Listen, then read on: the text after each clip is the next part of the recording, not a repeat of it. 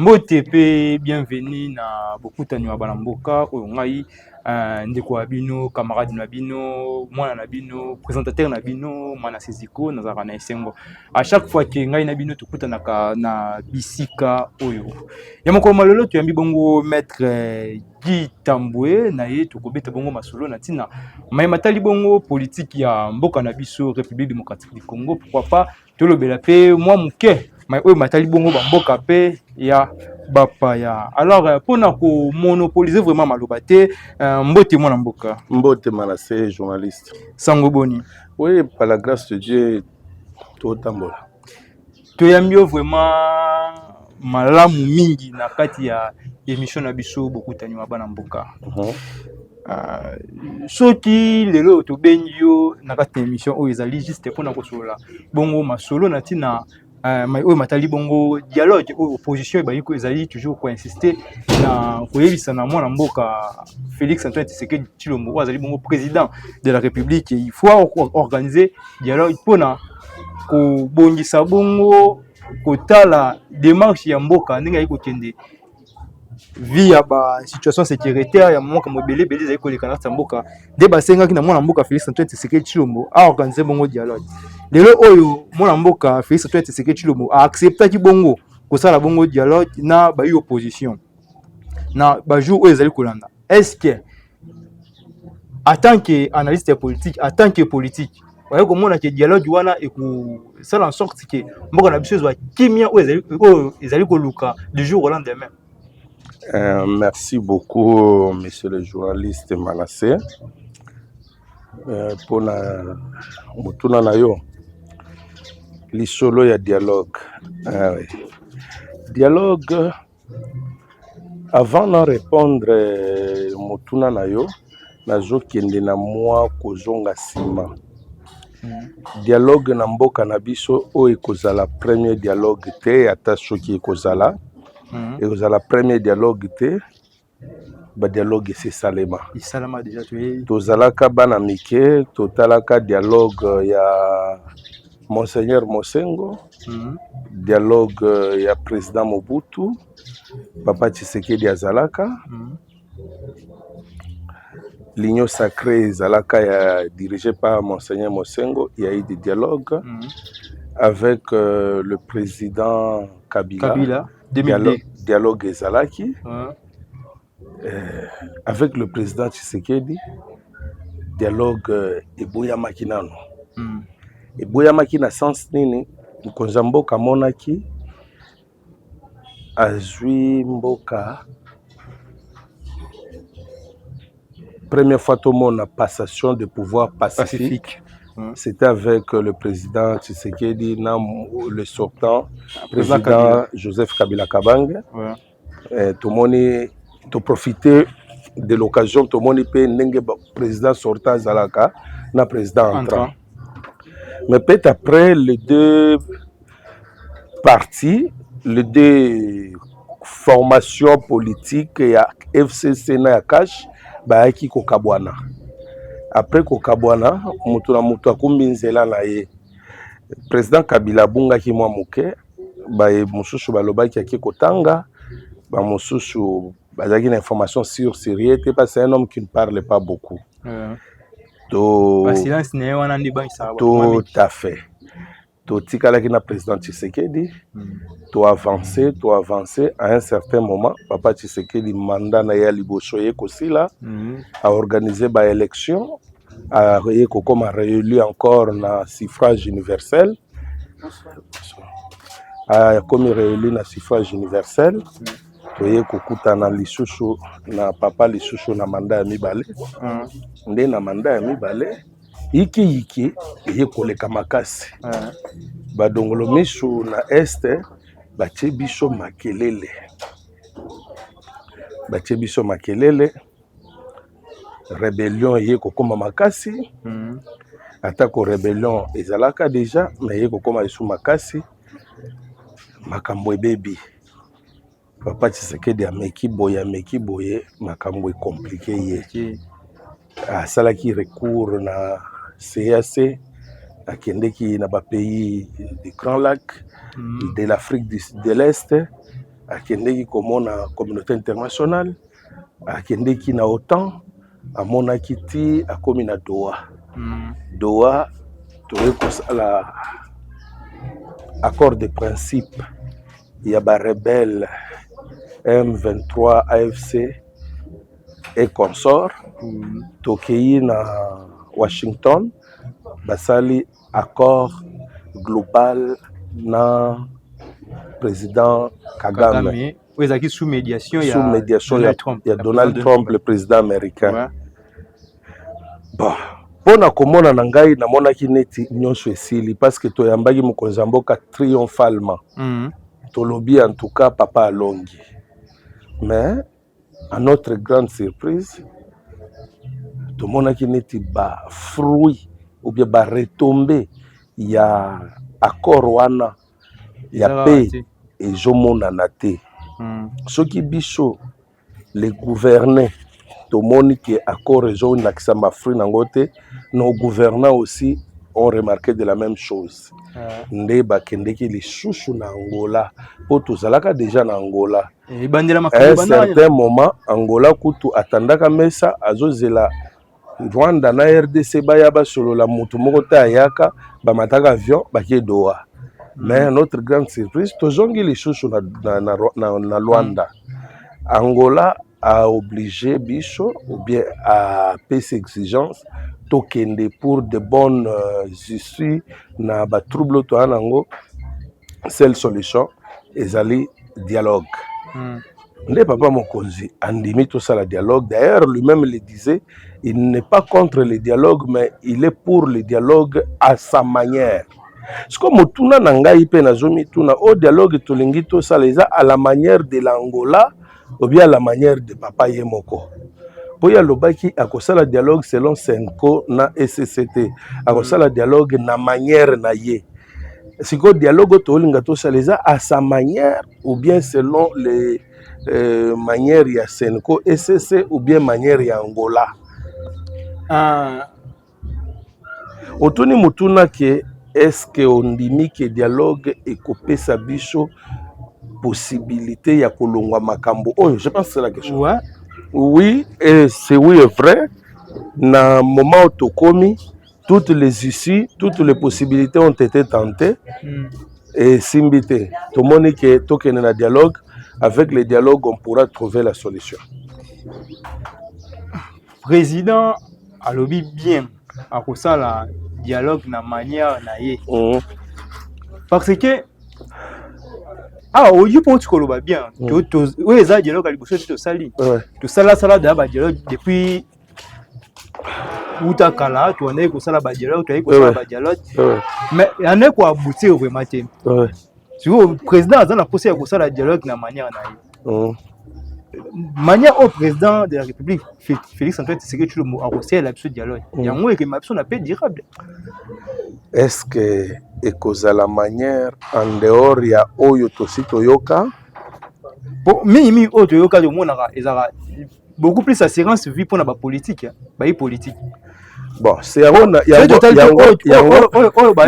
yango na zoloba manière na ye parce que toyebi dialogue yo ekoleka na Congo kalati lelo après dialogue komaka accord de paix ya bango na bango balimbisani bache ba guerre na bango na mopanzi bakaboli ba poste batu bakomi kotambola na mituka kitoko bale bambongo na bango kasi population oyo bango balobaki tozobundela population atikalika na lolengo azalelaki. Est-ce que dialogue baolingo ça na manière ya mokonzi mboka ou bien manière ya Angola partage ya gâteau ekozala te? Est-ce que bato bakozwa poste te? Est-ce que ezali pona tina moko songolo pakala oyo biso toyebi te? C'est ça le problème. C'est ça le problème. Mais sikoyo nini esengeli basala po eloko yango pe ezala mwa moke na avantage ya population? À mon humble avis, monsieur le journaliste, esengeli toute la couche ya population congolaise bazala représentée. La société civile, politiques, les opposants armés et non armés, la mouvance présidentielle, les sympathisants et la présidence, base à la bangogne autour de la table, bacha ba hache de guerre na mopanzi, cahier de charge ebima, toyeba obunda kapozo lukanini, yopo boyaka oyopo na nini, et yosoki obayebisi yo osala booko sala, c'est ce que nous voulons savoir. Il y a des opposants armés. Il y a opposition au simbi bongo ba mindo ki to omona bongo monsieur Nanga nakati. Ouais. Est-ce que aza vraiment éligible ya kozana nakati ya dialogue moko boye quelqu'un nakati ya mboka po moto oyo a se permettre ya kotangisa makila ya bandeko na ye ba congolais.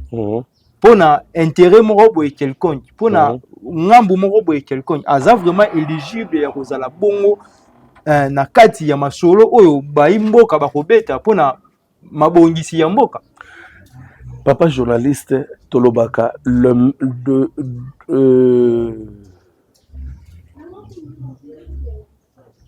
ba même cause produit souvent le même effet. Le même cause produit souvent le même effet. Dialogue oyo tosala na Sun City. Ezaki dialogue ya gouvernement na ba opposant armé. Zaidi Ngoma opposition armée, Azaria Surubera opposition armée, Wamba Diawamba opposition armée, Jean-Pierre Bemba opposition armée, vous savez, Roger Lumbala opposition armée. Bangono c'était de l'opposition armée. L'opposition non armée na minito les kaka Papa Tshisekedi et Soni Depes. Je connais Papa Frédéric Kibasa Azalaka. Maman Zouzoua Mbombo n'en parlons pas. Mais l'opposition armée à ce moment-là, il y a qui représentait la France Belé. Il y a eu quand même un dialogue. C'est ainsi que Tolongwaka na fac, comme na FRDC, parce qu'il y avait mixage et brassage des militaires et abatouana, bakota qui na armée nationale. Et à chaque fois qu'il y a brassage et mixage, après le dialogue, les retombées na armée na biche comme forte et comme faible. L'armée devient faible parce qu'il y a des infiltrés, des étrangers. C'est un infiltré dans l'armée. Et Zalikaka Rwandais.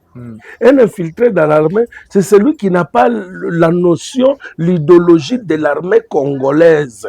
Ayenao yaye ya sika. Mais alingi abanda kolie sango malembe oyonde ko Patrick Mouya ya lobaka le poison rwandais. En soi, dans mon humble avis, poison rwandais Patrick Mouya ya ministre communication ya lobaka ezali poison te bachubio. Ezali maloba contraire à notre idéologie. Nous avons parce que ceux qui ont allé malamu, papa journaliste, tous ceux qui sont en train de tuer à l'Est, ce ne sont pas rwandais. Et tout celui qui est en train de mettre à genoux la République, ce ne sont pas des Ougandais burundais. Ce sont des Congolais aussi. Oui, il y a d'autres Congolais. Les vrais Congolais. Et Nangaouda dit président SNI. Zaidi Ngoma, c'est un Congolais. Roger Lumbala, un Congolais. Papa Jean-Pierre Bemba, Azaki Congolais, tous étaient dans l'armée, l'opposition armée. Vous devez me dire que papa wana, tant que Babandaki Kotambola, il ne tuait pas, il est tué. Alexis Tambwe Mwamba, Azalaki na opposition militaire et ils ont tué. Papa Thomas Loaka Losenzola, Azalaki na opposition armée, il était même gradé. Mais aujourd'hui, nous avons compris que parmi eux, il y a ceux-là qui ont fait ce mouvement, il y a ba opposition armée pour un but qui fulani et naba mususu basala yango juste pour nuire. Mais certainement, Nanga c'est un Congolais. Qu'est-ce qui est comme revendication ya Nanga quand il est en train de faire cette histoire? Parce que ceux qui ont une revendication, nous saurons prendre son cahier de charge na dialogue. Parce que ce dialogue que les cahiers de charge et abattus soient déjà pris en charge et bien en compte, nous allons faire dépenses inutiles dans les cambo et les dialogues. Mais par rapport à Makambo Ningezeko Bima, soit ndenge mwana mboka secrétaire général national ya IDPS excellence Augustin Kabuya alobaka ke alors ya sortie médiatique na ye nanga azalaki bongo afrusté kaka juste mpona bakare minye na ye oyo babotolaka na mokonzi ya mboka azongisaka yango na leta ne afrustration wana esalaka en sorte ke emema ye na kosimba bongo mandoki moto oyo ayi kobunda mpona intérêt na ye moko propre. Vous pensez ke soki lelo oyo toke na dialogue babengisi bango akozala mpona population to aza nano qualité mpona ye moko? Non mon frère, nalingi nakota na glissade wana ozomema ngai ya ndeko Augustin Kabuya CG à IDPS alobaki boye. Ça c'est un politique, ça n'engage que lui. Et moi je suis un analyste politique. Je tiens à te dire ceci: aucun politicien a travaillé à compte Yamboka. Il travaille d'abord dans son propre compte et il sert les pays.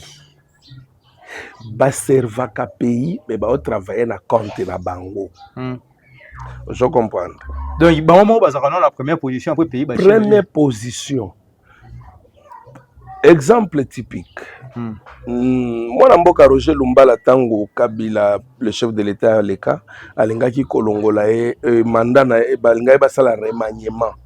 Il paraît le chef de l'État ebisaka ye pona mutu moko na parti opesa to remplacer. Vous savez le monsieur a choisi qui? Il a choisi sa femme. Moi si na remplacer ye.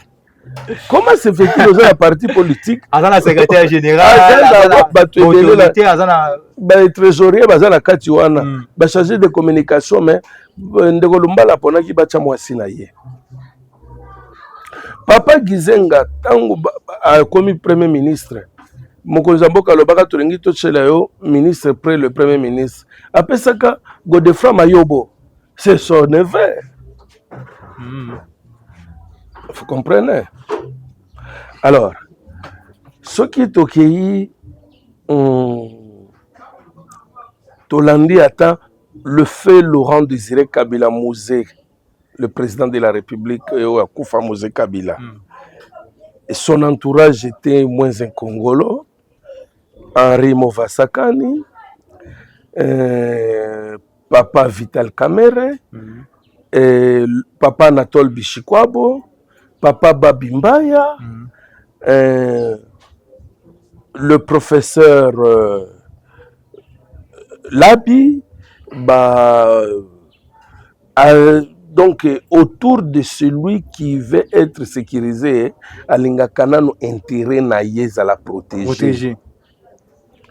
Même les dialogues chacun va vouloir que ses propres intérêts allaient nous protéger. Après, il va parler pour le peuple. Tous ceux qui vont combattre ici, nous les députés, nous faisons ceci pour le peuple, pour le peuple. Mais Bakinda Kolala na congrès.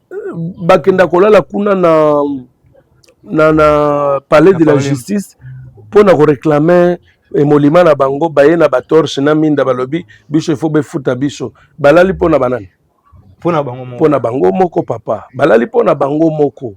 Nous voulons celui qui va le faire pour le peuple. Ce qui makanisa mokonzi mboka ezali dialogue eya pour désengorger le coin où ils a bouché na quotidien la train de vie à la population. Ça, c'est une bonne chose. C'est une très, très bonne chose. Et j'ose croire que son idée, c'est celui-là. Mais seulement, papa... Ah oui, ah oui, ah oui. Mokonzambo Kazana Makanisi Mala, mais Tata Nabiso Azali entouré... Bah, photo. Bah, comédien. Chef de l'État a entouré là-bas. Comédien. Omoni Soki Tolandi seulement le président Antoine Félix Tshisekedi Tshilombo. Ouais. Il a des belles idées. Il a même de belles actions. Mais Azali Moutouye Moko. Même les dialogues, c'est là où moi j'ai dit les dialogues en Azali n'était qu'à peine perdu. C'est une peine perdue d'avance parce que bato yango oyo bapire papa bayaki na papa bajika na Belgique bafulani baye oyo anyefuli 37 millions oyo 145 millions oyo 350 millions ya forage oyo mbongo ya bulletin même les bulletins na biso ya année passée il y a makimbongo. Voilà les Congo, voilà les Congo. Même mbongo ya forage babengisi biso papa gouverneur nani Bumba. Mama insalubrité tout. Jour président de la République azoloba makambo na Assemblée nationale alobi l'insalubrité peuple agangi wo moi chez moi j'écris aussi wo to chité mon kaka na ngambu ya Daniel Bumba. Est-ce que lelo oyo komona ville province ya Kinshasa ndenge zali entouré na insalubrité totale ezoku mériter kozala bongo capitale? Non, Kinshasa eza sous capitale te. Kanisa na bato ya bamboka bapaya bakomi koloba l'insalubrité à Kinshasa est exagéré. Kinshasa eza kin label. Na mituna kitangu balobi bakomi na Bavarese à Barcelone RDC terre d'espoir. Quel espoir? Fulu. Tout ça la minéraux, tout ça presque papa bato ba oya omona minéraux ba otambola na nzela. Papa tambola na Kinshasa jour mbule beti Daniel Bumba le baka jour moko mbulu ko mopesa nga kanda na sekira bi o tipo nde ngadia dia tipo mama na vie de l'eau. Autorité urbaine. Omoni pona ngai soki mokonza mboka tuninga yo skolingi to chanani D'être na vie professeur Kinshasa na en tout cas na loba sans machelemo tozongisa ya Kimbuta André Kimbuta ya André ba Congo ba yo tozongisa André Kimbuta papa tozongisa André Kimbuta le loyo atikeli bango hôtel de ville ya ngwana papa na yebiso hôtel de ville commune nani na yebite soki nini mangeoire tozalaka boye na ba période oyo ba période avant fête André Kimbuta a yebi que les hommes cherchent la vie période ba décembre wana batu babundaka balesa bana apesaka courtoisie routière ba chauffeur batambola centre cassé les 26 ya les 26 lundi bazo banda ko traquer tous les documents qui existent ezalaka régime na mutuka mbala moko donc bana ba okende classe ndenge ni beti to tete manga munyo sonné pesa ina faire ba $5 j'étais à l'école avant-hier mukana moko eye o nani le gouverneur asengi par mois na moko atinda 3000 francs na gouvernorat pour na présentation ya ba examen ya tenasos na lobby mais ça pour na bana 6e to pour na bana 8e bana 8e 6e premier ça tena fait pour na lobby mais ça c'est dit n'importe quoi. C'est dit n'importe quoi. Mokonza mboka koto azokangama na gratuité de l'enseignement. Yo koto ozonye fla batu matama. Ye moko taxe ya aéroport RAM. Ye nani go pass ye. Makambo kosenga bana classe ye. Kosenga ba salle de fête ye. Kolia mbongo ya ba veille de prière na décembre ye. Kosenga ba autorisation de la bibembe ye. Oh! Ebi eloko asuka pongi lisusu. Kaka ye.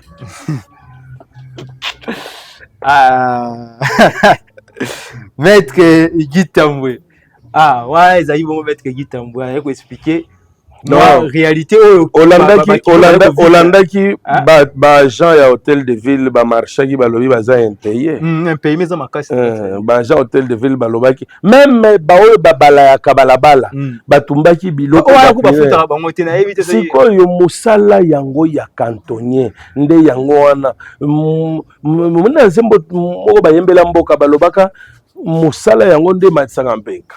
Yango nde mokto epesaka mboka kilo.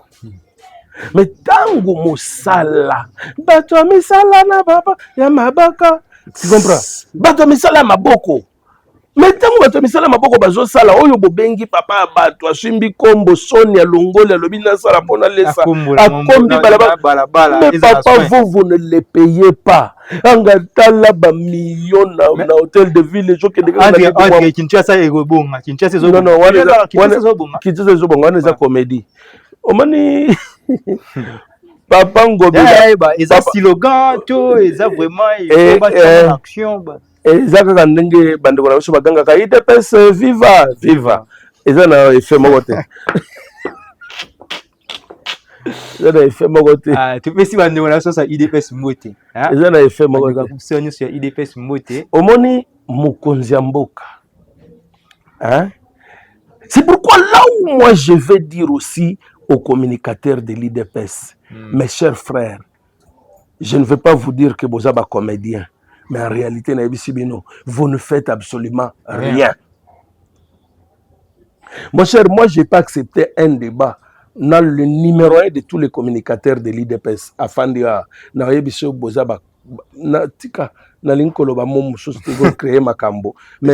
vous ne faites rien. Et pour le chef de l'État, et pour l'IDPS lui-même, et pour le pays. Tout le monde a l'IDPS, c'est parti na bango.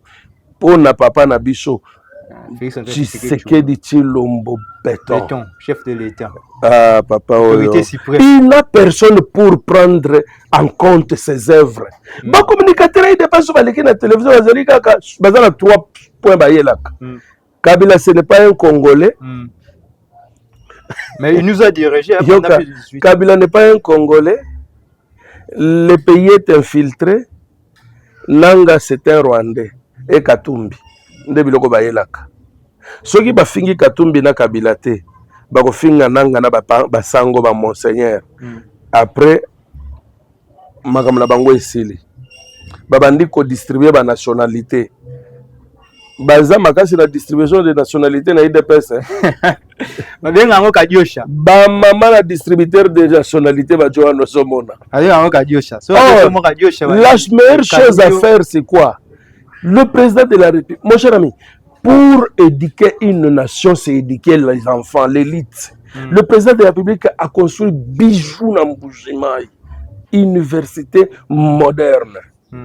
À Tongi, à la gouvernorat à Kolwezi, la université de Mbujimaï, la université à Ipen, la Rocade, la... Ah, ces messieurs, Papa Mokonzi Mboka, ces messieurs-là sont en train de foudre la merde. Et puis, moi j'ai commencé depuis longtemps à parler pour le chef de l'État pendant 4 ans. Chef de l'État, il sacré Pessinga Moussalate. Il faut mon toto, yo kenda kuluga il sacré Pesso Moussala. L'union sacrée, donc patrimoine, il y a Kabalabato Misala. L'union sacrée, nous on croyait qu'ils ont unis. Sacré pour servir la nation. Yo komi ko luga musala loko ba pesi musala te na lingina tout apporte na kende. Donc oyaki ko sala musala nyo sacré entreprise privée na bino. Papa Mokonzi Mboka panza borwana. Panza borwana ezo distraire yo panza borwana. Osali makambo ebele. Tu sais Fati Béton. Ce monsieur a fait beaucoup de choses. Mais nani akobetela ngo lisolo bazali wana kaka la bentéré na bango moko bitumba oh nani oyo mususu secrétaire na bango Bizibu nde a remplacer Kabuya lobi ngai nde nazalaki awa Bizibu nde ngai bawo bazolo ba biso totambolaka na papa ezali gâteau na biso pe ratikela biso bopimele biso boye na bajika tala bajika ngo banga dia Eteni Longondo Muyembe ministre de la justice actuelle, il est pas Ajika. Ngefa, non, lui quand même, c'est un monsieur, je le félicite. On a félicité. Mais le président, le conseiller, prof monsieur Liao. Naibite aza mwana ya papa Liao wana. Ouais, moi pas il. Papa Liao azaki lokwa mwana na ete. Mwana yazo sa biloko ezanga mutuna makolo. Azo organiser au moins mon qui nini. Organiser nini? à niveau de la fonction publique, moi, hors de côté, moi, comme le 29, le 31 décembre, non payé, malgré un paiement. Mosala na moi, mais opesa bango loso na butu. Yo tala ki ba image te ba mama ko bilambe longwe po na ko la sac ya loso 25 kg. Yo zo venga za organiser. Papa Tshisekedi. Moi administration ko non non, c'est faux. Baza batentin. Président a recruté Batou. Bangadadia. Papa président de la République remanié baya yoyo baba comédien remanié bango c'est le gouvernement moko ya batu moko bazo raisonner ngadia nde bazo sa mosala na ba vie de loin na ba sai papa voilà. Ba ministre so baleki na télévision soki tu sais quelque part moi je félicite le ministre Mouyaya au moins le ministre Mouyaya asimisa bango touche Nzambe ministre Moya simza ba ministre musu touche omoni exercice à sala kawana ya kobenga ministre moko ba journaliste ba poser question touche ya mobimba simisa bango baliaka monoko biloko ba se prépare ko ba ya puis ba ko défendre ni ba vie de loin ba défendre ni le soki le patriotisme bendele kweyate sima ya FARDC c'est le ministre Patrick Mouyaya. Ce qui Patrick Mouyaya, qui pourrait parler de la FARDC? Personne. Mais parce que le ministre de la communication, ministre de la communication, il toujours bon dans le pays. Lui, il fait sa part des choses. Ministre. En d'autres, on appelle Jean-Pierre Bemba. Ministre Jean-Pierre Bemba, il y a moi domaine, papa Jean-Pierre batunaka na ba étudiant baloyi papa yo sikoyo yo zolinga biso toko armée bongo bana na okombe bakoti père nde jour atika. Mais normalement kokota na kata armée ça volonté. Pourquoi yo ko banda forcer bato? Tiens, ils ont volonté. Alors volonté. Essentiel bah ça lui appelle. Tu vois le peuple congolais que tu vois ici. Hein? Ba député, ba lukaka ba servir mboka. Je me souviens du période à Laurent Désiré Kabila. À l'Obaka, le peuple congolais, vous devriez vous prendre en charge. Bofongo, la salle de martyrs, que tout Congolais qui veut aller combattre pour son pays aya. Martyr et tonda sans que babenga moto. Batouami qui est là, na période à musée. À l'Obaka, prenez-vous en charge. Prenez-vous en charge. Pour récupérer ba Rwandais, Kuba, Kosaganate. Et comment a-t-il na cité, oui, mais bakota le Rwandais bakota na beta lisolo Rwandais bazonga na Congo à partir ya dialogue ya Sun City. Bref, bakendaka Sun City po basolola. Le pays était divisé par 4. Joseph Kabila n'a pas d'armée. Moussa Kota qui a sali 3 ans, Azaïna Bapipiyo, c'était pas une grande armée. Moussa Koufi, Joseph Kabila a récupéré pouvoir. Il n'avait pas d'armée. Mais MLC a banda koya na force à Makasi, na ba ex-militaire à DSP et d'autres militaires recrutés dans Nzela et les Ougandais. Zaïdi Ngo banda koya na ba Rwandais et d'autres militaires ya FAC, ya FAZ. Au bas bakimaka musée. Roger Lumbala de même, pays zaki divisé par 4. Jean nani mwana mayo Zaidi Ngoma récupéré biso Inga, bakati biso maina courant. Joseph Kabila au bout de toutes choses, bakei na Sun City bakesa la dialogue. Bakomi kuna dialogue et bandi ko salema à un certain moment papa Tshisekedi Etienne de heureuse mémoire, papa wana aza monument na Congo. Papa Lobaki Boye, tokoki ko silisa dialogue te sans que to bengisa opposition armée wana ya Ruberwa. Papa Jean-Pierre Bemba ebisi Ruberwa c'est un Rwandais. Ozo benga bango ndeni, bango tolobi bakende. Papa Tshisekedi alobi il faut ayakaka. Ruberwa ayaki sur demande ya papa Tshisekedi c'est aza pour moi ceux qui alobi muto au contredire vraiment makasi te. Bayaki, Roberto est entré. Le couloir que Roberto a côté là, il est venu avec toute son armée. Et tout le monde, toute son armée, Roberto Bayaki va intégrer Bango na FARDC. Mais basali na FAC, bajuna bao ya papa Jean-Pierre Bemba, basangisi, militaire Jean-Pierre Bemba, les Ougandais, Congolais. Donc brassage na mixage. C'est là où le brassage et mixage est Salemaka, les tous Rwandais et les tous Ougandais. bakoti siko soki otelemisi tous rwandais na tous ougandais bayebi so sala différence okomona différence te tous sont tous siko lelo tozoloba nous sommes infiltrés par les rwandais non ezaka ba rwandais te bongo ba militaire au Jean-Pierre Bemba tshaka na armée balongwaka jour nini bazaka na armée est-ce que basi balongwa bazaka na armée ti lelo bao bayaka na MLC non baza pena branche par branche o ba envahir mboka papa ya na ba militaire oyo ya Ruberwa na couloir bafungolela bango na ba rwandais oyo bakimaka na frappe na biso ba s'infiltra na kati ya ba militaire ya Ruberwa bayaka kozongela awa papa Jean-Pierre Bemba pe na ba oyo yeba Uganda bapesaki na Museveni na ba o mosusu banda oyo na bango bakoti na kati demander au professeur Thomas Loaka Thomas Loaka ko expliquer je connais le Congo a koyebisa que na ba parce que lui était dans MLC na ba tous burundais et ougandais baza na armée na biso. Il y avait un général d'ailleurs ougandais ou autaka na MLC azaki na mwanda kombo na ye général Mustafa Mustafa nazaki militaire ya Jean-Pierre Bemba mais so tali boy c'était un rwandais mais ceux qui congolais tali ba batala oyo Kabila yela biso. En réalité nous n'avons pas de preuves quand est-ce que Kabila a amené des rwandais au Congo. Ba rwandais bayaka partir à Sun City.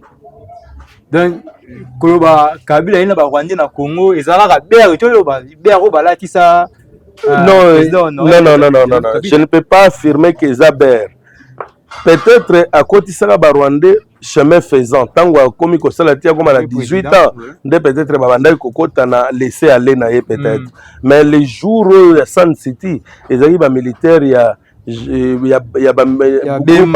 Bemba Zaidi Ngoma Ruberwa Roger Lumbala tout ça bazaki mixé et il y avait des Tutsi rwandais et les Tutsi ougandais obayaki na Jean-Pierre Bemba c'est ça voilà tozonga na masolo ya dialogue na nyonso tikoloba ba dialogue elekaki déjà belé na kati ya mboka na biso tant yitaki mo ba dialogue belé mais ba résultat na ngo ezali ezaka juste temporaire nini o esenyi faut que ça là pona kozwa ba résultat mo eza vraiment palpable ba résultat mo eza en sorte que lelo te lobité mboka na biso ezala lisusu na ba menace oyo ezaka na yango te contre ba mboka oyo tozana bango ba voisin papa esengeli to solo la Congo démocratique na biso esalema na lisolo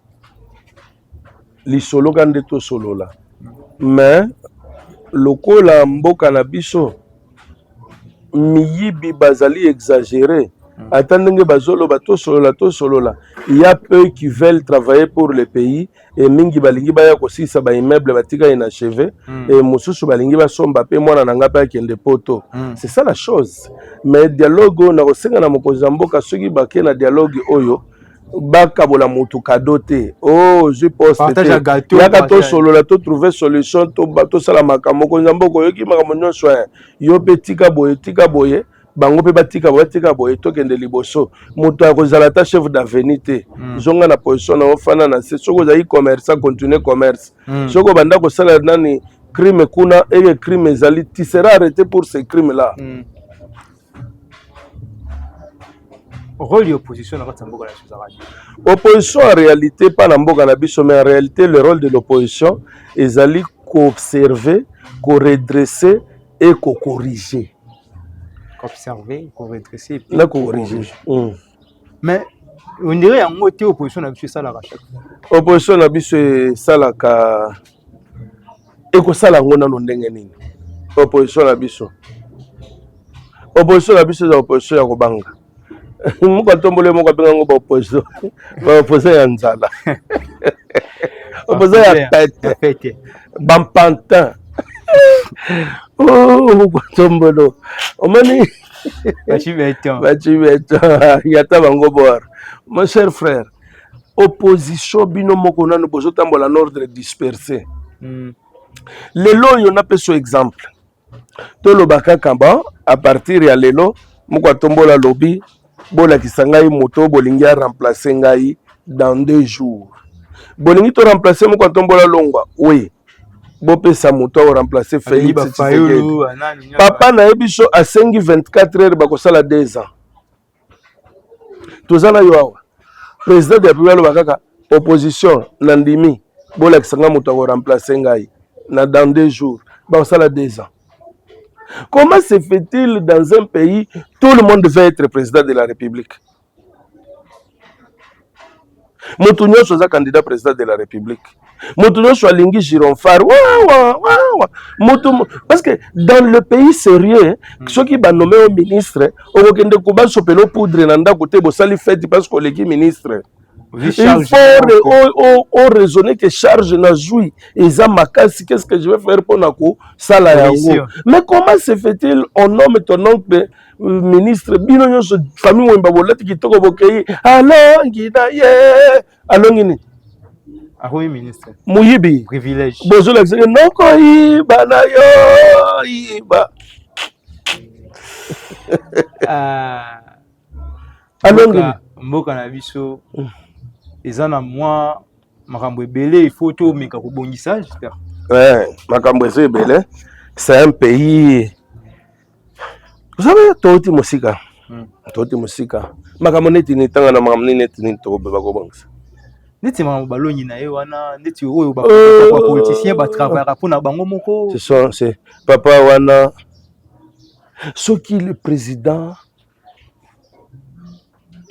Kabila alobaki jusque là naza na 5 personnes te 15 personnes au bakoki ko travailler na ngai da idée na ngai. Yo est sûr que président Fati azana bango 10 parce qu'il a travaillé la même personne. Yepe azana bango 10 te parce que kaka baoyo ba charognard bazaki pas Kabila bango nde bazana union sacrée. Union sacrée plein et comme neti ekimelo ozalaka mama na escroc ozalaka fusala boye ozalaka na PPRD ou bien na cash na FCC tango moni kaka ebandi kobeba tobi iyo sako komi batiba okesoma baoleta ba chemise moko boye bango nyonso couleur moko période ya impère ba vio ba rappeler ngai période ya impère tata de moko balanda kolata ba chemise kaka nde wana nde bakomolata moko ntombolo c'est pour les distraire. Ce sont des aventuriers. Papa Tshisekedi Boma Union sacrée. Moi la question est tu n'as pas ni nous fait série de Google ça là pour lutter contre vague oyo. Naza, vous savez, ngai président de la République ata comme kokuta na bo. Na mona ye un jour tango azaki député. J'ai quand même oui, j'ai eu le temps ya kofanda na boye pembeni na ye, mais lui ne me connaît pas. Je n'ai pas eu le temps de le parler, mais seulement c'est un monsieur qu'il faut garder. Vous comprenez? Un jour à Kolongwanaye présidence, mais tu garder. Vous comprenez? Moutouazanga kama bete. Mais azana idée ya kosibongisa. Mais batongwazo pesa ba bongisa baza mutu makasi, baza ba na ebite ba olinga bachana ba poche na bango. Comment se fait-il? Comment se fait-il? Papa Monique na menkao na babibwa kuna robinet na le comité ba osala malembe banda osala forage ya Kinchuka. Papa pesi mbongo bokende kosala batuana ba forage. Mais bo calculer forage moko écouter $300,000.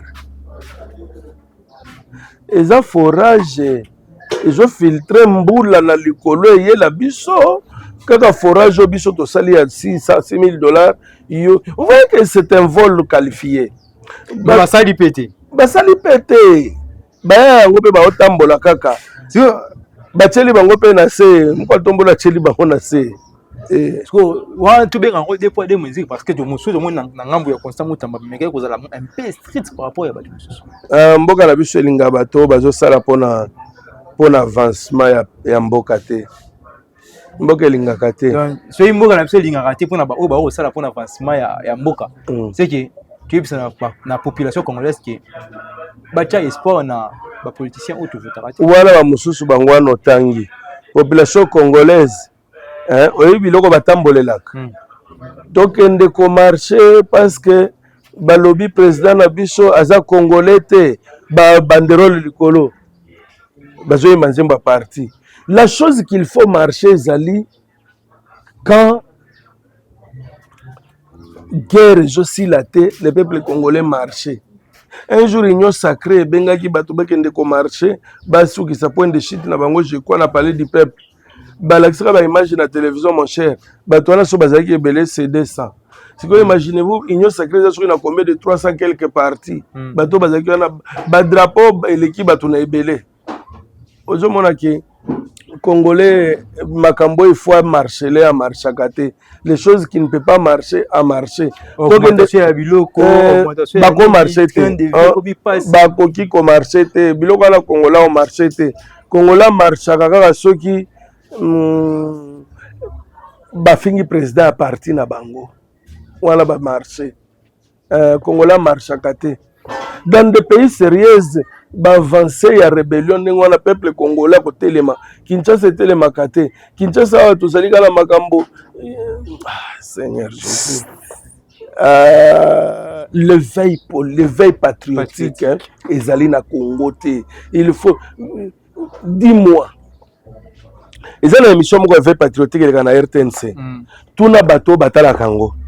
Combien de personnes batiaka RTNC batala émission éveil patriotique soki azozapa komi na RTNC alekisi omutuna azoluka nini novelas aoluka action azoluka nini zi magique na Maboge TV tout à fait bangadeadia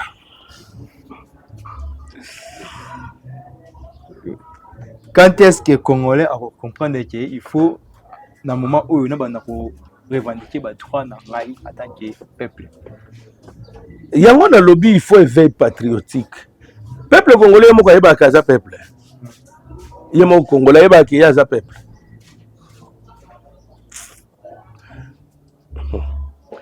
peuple congolais yeba te kaza peuple le Lumumba Lobaka Boy le plan est déjà fait. Le complot a été établi. C'est d'imposer un gouvernement contre la volonté du peuple. La Belgique désire balkaniser le Congo. L'éclatement du Congo, c'est demain. Va récupérer papa Yamoko. Quand Aleki. Mose Kabila Bimi, prenez-vous en charge. Nayo Lisusu. Quand accueilli. Tongonga. Ah, Constant Mutamba. Moi, mbalo yo. C'est monsieur ici que vous voyez. Un jour, à tout comprendre. Asali va ventir 19 millions. Kamata yayo. Token de kuna. Mais voici ceux qui sont en train de circuler librement. Peter Kazari Baïba Kimbongo. C'est un père de famille. Bongo Moutambane, père des animaux. Non. Peter Kaza da ibaki mbongo aotambola nani ministre ite père baibaki mbongo baibaki mbongo bale mbongo mibi basa ebele IGF papa wana ke retraite peut m'attirer pona nini po IGF banda ko nyata bango singa et papa une seule chose pe Congo ko telema ndenge nini soki ba miyibi yango bakangaki mbongo ngo ezongi toyebi te toyebaka bakangi pona mbongo bakondane pona mbongo ngo ezongaki te mbongo ezonga na trésor public atango bakangi toyoki bon tant mbongo ezongi pourquoi bazoyebisa biso te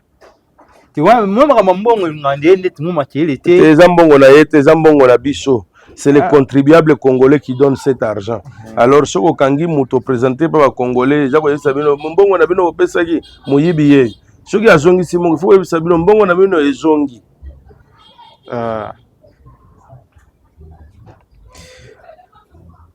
voilà, nous avons maître Ditambwe, maître vraiment na suka ya présentation émission na biso. Moi maloba moko tumi bali tumi satu oyo ozaine yango ya ko. Moi je vais dire tout droit au président de la République, Papa Tshisekedi. Papa, que personne ne vous intimide, papa. Ce pays ici, c'est le pays de Kimbangu, pays de Lumumba, Laurent Désiré Kabila, Mobutu Sese Seko, président Kabila Kabange Joseph, et enfin Tozanayo président Tshisekedi. Le particularité ya baonyo so baleka avant yo et ikokanaka te. Voilà pourquoi ils ont la continuité papa. Mais oyo yo zo sala lelo tikana ebiso polele. Personne n'est là pour communiquer vos œuvres. Yango moni, même les Congolais, d'autres de Congolais de mauvaise qualité et de bonne qualité. Babandi Koloba, Tomoni l'autre côté, vous avez beaucoup fait dans ces temps. Mais les communicateurs, bazo kende koluka ba poste, parce qu'à communiquer Mikolo Ebele, au répondre yete face favorablement, à comme claquer porte. Non, non, non, non, papa. Moi, je suis dans l'ombre. Je communique pour vous. Aux ana ba erreur pe aux amoto aux embêtés mais oyo sali un jour même nos enfants pourront témoigner de ça. Les erreurs na famille tolimbisaka bolamo na famille totombolaka papa mikolo ata soki etikali 10 jours même un jour na yo papa sala yango ozana mikolo ebele nalo na kiti wana sala longola le charognard là bazalaki na Mobutu bamusu bazalaki na Mobutu baza wana bazalaki na Laurent Désiré baza na yo wana bakomi na Joseph Kabila baza na yo Joseph Kabila za mutu mabe yo pe lobe okoma mutu mabe papa longola bato wana pembeni na yo fait un gouvernement même il y a 25 personnes. La communication c'est ce qui fait élever la politique présidentielle. Il y a chef de l'État. Le marketing faisait qu'à vendre le produit. La publicité des miroir à monene, il y a produit. Vous êtes notre produit. Il faut tout ça, la marketing, tout ça, la publicité. Ainsi, la communauté internationale est au s'agenouiller. Mais Batozana Bango, Batintin. Moi, je fais votre communication. Voilà, maître Guy Tambwe à Sali. Moi, appelle Naïna, chef de l'État, par rapport à Batou, au chef de l'État. Papa, et Makamo Mosusu, je veux le dire. Papa, Babilo Mosusu, Ezali, Tango Kaka, Neti, Mutambaza na prison, mais Peter Kazadiaza Libanda. Justice, Nani. Le ministre a été père wana Baliaki Mbongo. Azana Libanda. Tomoni. Batu mususu batu baleki mbongo ya francophonie francophonie pe ba détourner oui baleki pe mbongo ya arena o ba otonga na stade wana otiki bango ba otambola papa bimisa pe motamba papa na ngai mais na yo sur grâce présidentielle mo to kitava na yebite makambo wana na wasenga papa bimisa pe motamba bimisa ka mwana mbali wana bimisa ye. Le Congo deviendra fort que lorsqu'on est unis. Papa Ndima na sepeli la idée na ya dialogue, mais tout ça la dialogue to yokana. Limbisa ba onyo so basala ki mabe. Limbisa ba onyo so bozo traquer wana na ba Kabila, na ba Matata Mponyo, na ba Katumbi, o Delice Sanga, ba Mutamba banani, papa tika bango yoza père de famille. Tia bango na mesa. To solola soto sisi ko solola to kanga mutu atikaki bato na zamba bazolinga koboma ba congolais parce que bango nyonso ba solola loba moko. Je vous remercie beaucoup maître. C'est moi qui vous remercie pour répondre favorablement à l'invitation groupe sur le message. Voilà, tout le monde a souka ya présentation et émission moko malelo kasi to kabona bongo ki sanki to pesa ben. Un grand merci na Josué Koko azaki bongo na sima ya caméra pe to pesa un grand merci na maître Tambwe na ko répondre bongo na invitation na biso. Voilà, ceux qui nzambe azongi le tenga na bino to kutani lisusu na mikolo o ezali koya. Merci.